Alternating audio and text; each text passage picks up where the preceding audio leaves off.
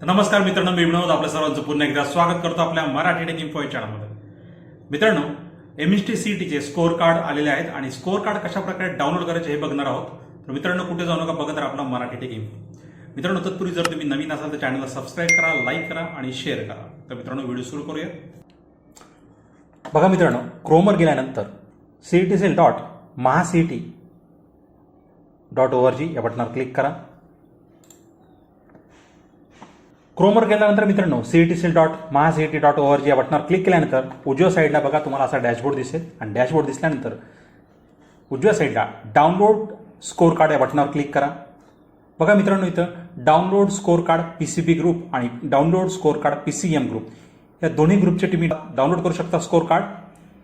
बघा मित्रांनो, माझा पीसीबी ग्रुप आहे, त्यामुळे पीसीबी ग्रुप या बटनावर क्लिक करतो मी.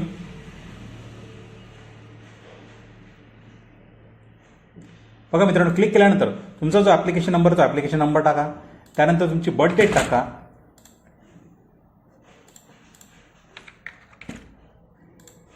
आणि जो खाली सिक्युरिटी पेन दिसतोय तुम्हाला तो तिथे एंटर करा.